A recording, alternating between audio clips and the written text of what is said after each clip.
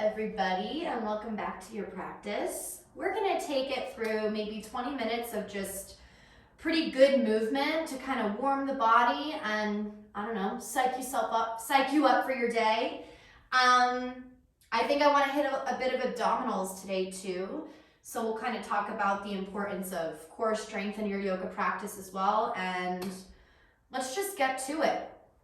I'm going to begin in a child's pose with my knees together, sitting on my heels. Before I enter my child's pose, I'm just going to try and kind of get an idea of how my knees are feeling. This is a really, really great place to start. If you feel like you've got a lot of tension going on in the quads and the knees especially, excuse my dog's barking, I'm going to try and sit up as straight as I can with my shoulders stacked over my hips. And if I feel that extra tension taking place on one side versus the other, I'm just gonna kind of give myself a second, lift my hips up. I might even try to separate my knees a touch just to kind of feel a different sensation along the tops of the legs. You can even lean back slightly. I can already feel that my left quad is a bit tighter than my right. So this is a really nice way to sort of just gauge your practice, gauge what your body needs. I think a lot of the time we enter it feeling like, all right, both sides are going to be working exactly the same, and that's just not the case, is it? All right, so let's go ahead and find our child's pose. Starting with our knees together, this is going to open up our spine. So I'm thinking about spreading through the sacrum, and if you can, try to allow your head to make contact with the floor. The arms reaching forward is going to encourage the shoulders to help round through the spine and just offer you a little bit more support. Give yourself a little rock side to side. You might feel some tension build up in the hips. We will get rid of that. Begin to start to notice sensations that you're feeling. You can take your hands behind you. This is going to really put you in a nice, safe, calm headspace, this child's pose, fetal position. And just take a few deep breaths here, feeling expansion through the back body. Inhale. Feel the belly press into the legs. As you exhale, pull the belly button to the spine. Inhale again. And exhale. And notice that your breath can help increase a stretch. So as you inhale, feel the expansion of the back body. Use the belly pressing into the legs to open up through the back. As you exhale, see if you can create space between the belly and the thighs. Extending the arms forward. Just go ahead and rock from side to side, allowing one shoulder to lift, flashing the armpit to the either side of the room, and then finding all fours. Just take a few rounds of cat-cow. You don't need to spend too long, but just starting to wake up the hips, the shoulders, the spine.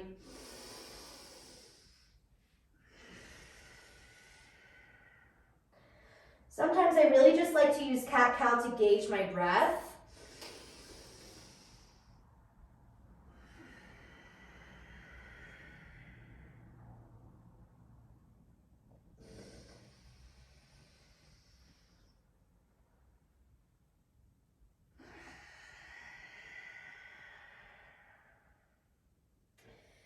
Circle the hips around, find a dancing lion, just to warm up through the entire body.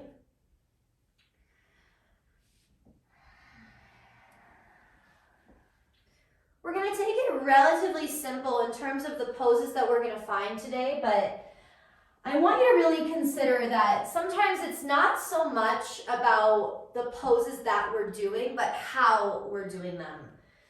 So there seems to be sometimes this idea that if you're doing a pose that's super simple, super basic, then you're not really challenging yourself. And I completely disagree, because I think that coming back to the fundamentals of what we begin first sets us up to be doing everything else with a lot more integrity and more intelligence.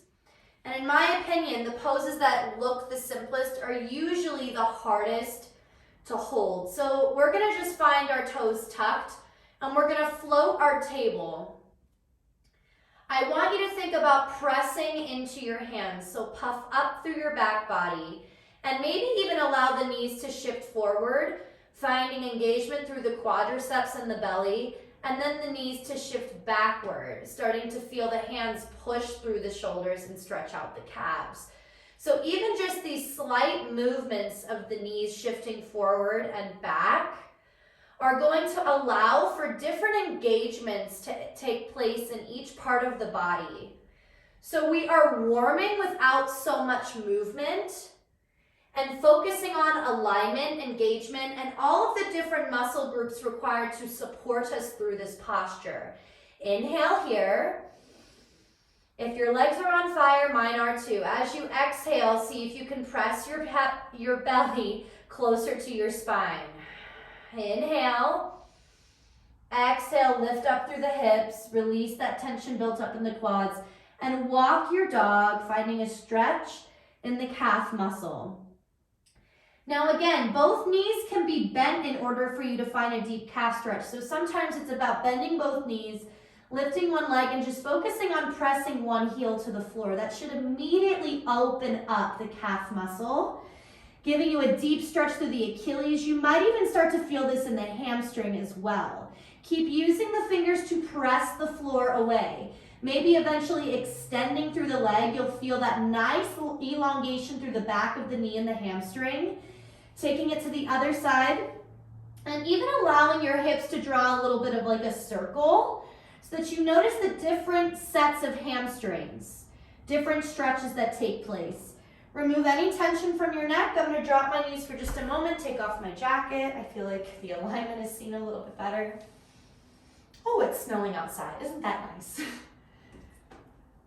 Okay, so finding ourselves back in downward facing dog.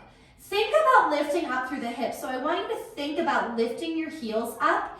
Now, wherever your hips were, can you imagine them staying there as you lengthen the heels down? It might require that you have to push through the hands. The idea here being that wherever your hips go, that's where they try to stay. They might not stay in a visual aspect, but the idea, that mind to muscle connection, is encouraging length through the backs of the legs and the back of the spine.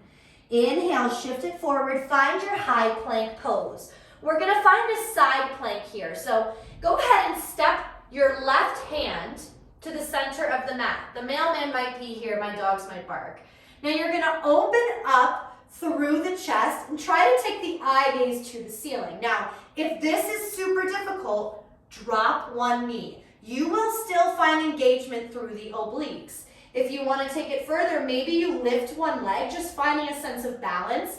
Maybe you're going to focus on pressing the pinky side edge of those toes into the floor and trying to lift that knee up, maybe eventually allowing the feet to stack. Now I'm pushing through this hand. Be careful that you don't sink into the shoulder. Push through the hand, open up through the chest, maybe take the bicep to the ear. Keep that movement going as you find yourself back in a high plank. Can you replace your hands and find the other side?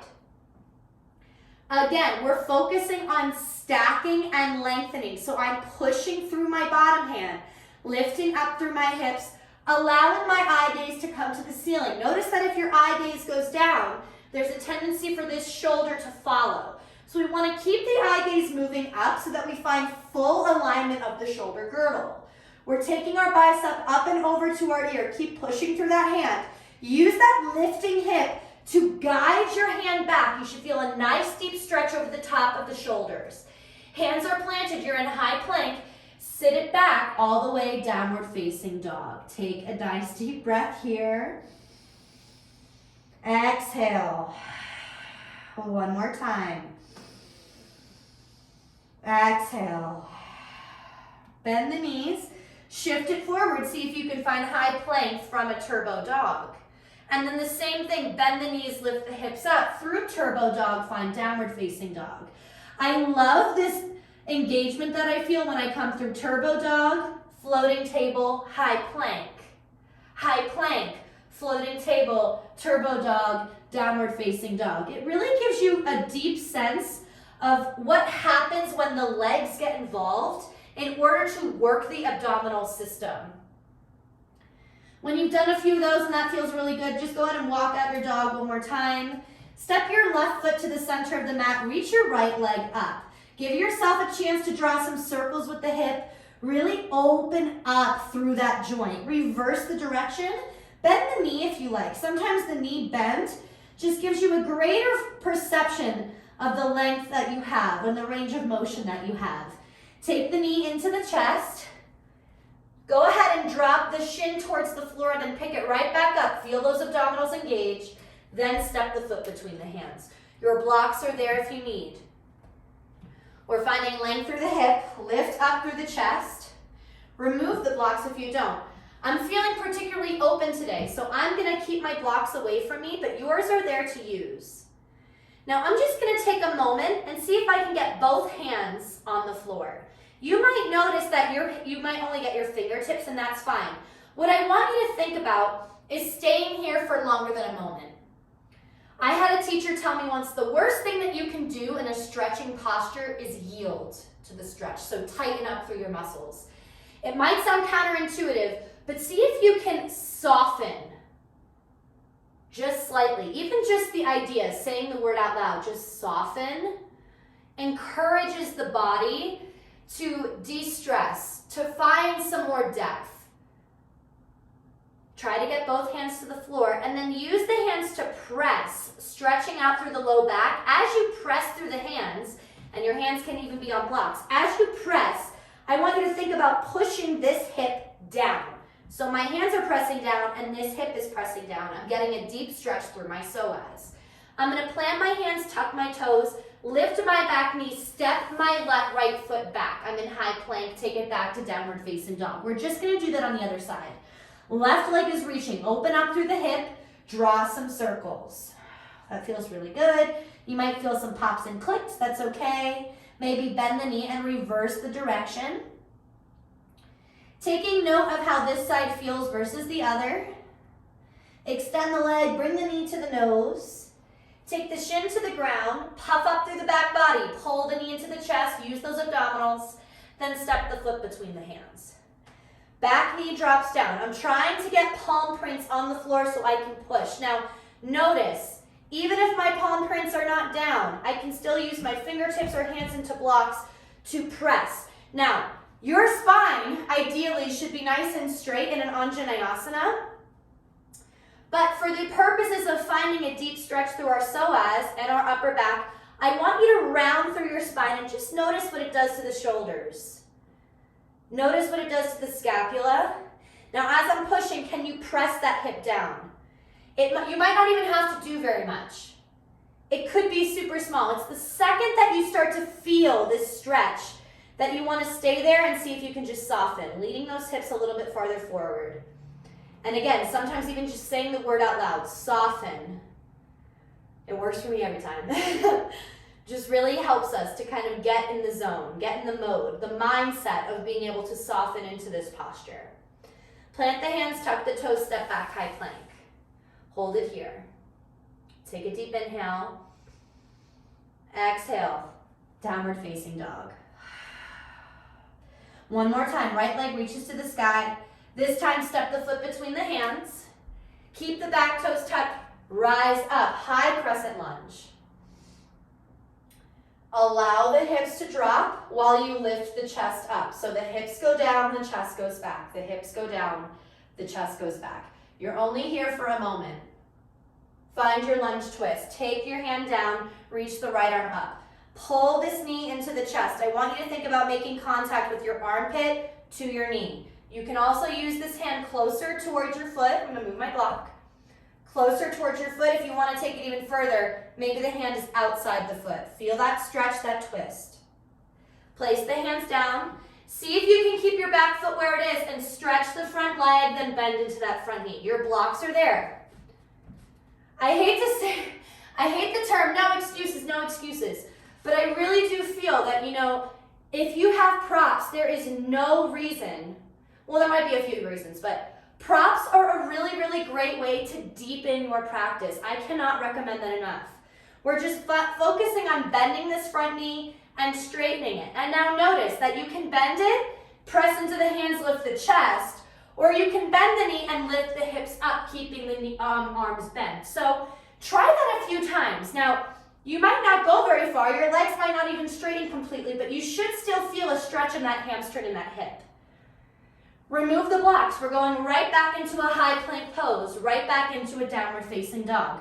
Skipping vinyasas today, giving our shoulders a break. Right, left leg reaches all the way up. Step the foot through. So this is really all about breaking down the postures that we're feeling the postures in a more focused manner. So instead of just kind of going from one pose to the other, I really want you to truly feel, recognize what you can contemplate in this pose. Organize what's going on in the legs. Organize what's going on in the chest and the arms. The more you do this, repetition is the mother of learning. So the more you do it, the more your body will be able to find this at a faster rate, so that when you want to flow through your practice and still feel and know exactly what you're doing, exactly what you should be feeling, this is how it's done. It's taking the time to sit in these postures and really feel. To notice that if you're using your arms in one way versus your hips in one way, what that does, the differences it makes. It is all about what we're feeling here. So finding the hips lifting back, finding the shoulders lifting up. Hips lifting back, shoulders lifting up. Just feeling what that's doing to the posture. Take a moment, inhale, find some length. Exhale, plant the hands, step the foot back, high plank pose. Hold it here, downward facing dog. Go ahead and walk your feet to the center of the mat. Grab onto either elbow and just hang. Allow yourself to sway from side to side. We're going to get a little bit into the legs here again. So heel toe your feet out. We're going to come into yogi squat to straight up tall. Yogi squat, so allow yourself to sit down, straight up tall. Now, you might not get super far down. That's okay. It might just be here. This is all about working on the range of motion of our hips. So if you're working on your depth, it really is all about just getting there, sitting there, doing it a few times, seeing if you can get a little lower and lower each time. And then if you need, your block is right there. You can always just sit on your block. Allow your elbows to press into your knees. Know that you have those few heights that you can use. That one feels good for me today. Eventually hoping that we can find a seat without the block and have our spine be completely tall. Just find a moment here.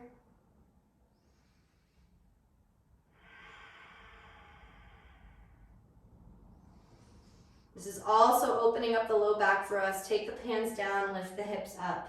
You can keep the knees bent, heel toe the feet together, shake the head yes, and shake it no. Now, I want to encourage you to find a chair, Utkatasana. You can keep your feet apart.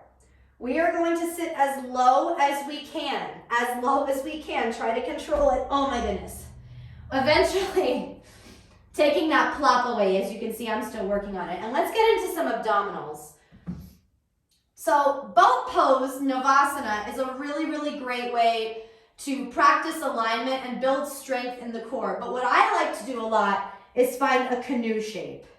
So being low down here, I want you to take your knees into your chest. See if you can keep your shoulders elevated and then extend them back out. It's super tough. Knees into the chest. I'm pulling my belly button as close to my spine as possible. Now, extending the legs back out. Let's go over alignment a little bit. Be mindful that when you sit, when you're lying down naturally, there is a natural curvature of the spine. So if you were to just lie down, no fuss, no muss, you should be able to slide maybe a palm underneath your back. You're going to notice that there is space in your lumbar spine. When we're doing anything abdominally related, I want you to think about tucking your pelvis. So that space is going away. You are removing any sort of curvature from your spine. Now from there, your belly is completely engaged. We're activating the transverse abdominals. It's your deepest layer. From there, I just want you to lift one leg and then the other. And notice how much your low belly is engaging here. Now from here, take an inhale. Lift your head, neck, and shoulders on your exhale. And even just being here, I'm already shaking. Your abdominals are working. Bend the knees into the chest. See if you can create this tiny little package. And then extend the arms and legs out. Exhale, bring the knees and chest closer to your belly. Inhale. Exhale. Again. Exhale. Again. Exhale. And you can keep going with those. Extend one leg out, keep one leg in. Head, neck, and shoulders are direct, our eye gaze is looking directly up, and our shoulders are off the mat. So be careful that your chin is not to your chest. The eye gaze is not at your belly button. Because if I were to sit up, then this would be my posture. That's going to cause a lot of havoc in my upper spine. So you want to keep your spine, your head stacked above your shoulders. So if I were to lean directly back, my eye gaze would be up to the ceiling. You're just going to switch out the legs. Go nice and slow. Focus on just the legs moving. Everything else is in cement or a body cast. Nothing else is moving. The belly button is still snapped to the spine. There's a lot going on here. Stillness is not easy. Using your breath.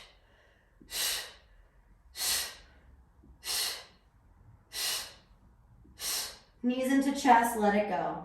Give yourself a little rock from side to side, maybe finding a little supine twist. Even just these simple postures done over a period of time creates that muscle memory, creates that awareness so that when you want to practice at a higher level, at a more intense level, all of that knowledge and all of that awareness is still there. Extend the legs up, take the hands all the way down to the floor. Try and keep the back of the neck relaxed. Hands are pressing down to support you. Inhale as you lower, only let the legs go to 45. The second you start to feel that curve in the back take place, lift the legs higher, keep the low back press in the floor. Exhale as you lift up. Inhale to lower. Exhale as you lift. Inhale, lower. Exhale, lift. One more time, lower. Exhale, lift. Last one. Exhale, lift. Allow the legs to stay up the wall. Just allow the palms to face the ceiling. Give yourself a little rock side to side. You can always add a block underneath the pelvis. Bend the knees into the chest. Give yourself a nice big hug. Massage the spine into the floor. Give yourself a little rock and roll up. Ooh, that should feel really good. You're also welcome to stay relaxed on your back.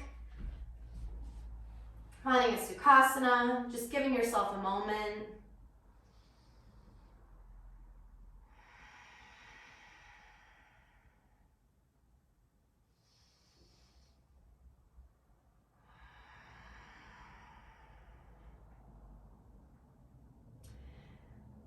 Offering some gratitude to your body, your mind, the time that you're offering to yourself. Tell yourself thank you. Tell yourself I love you. From my heart to yours, thank you, I love you, and namaste. Have a beautiful rest of your Tuesday, everyone. See you next time.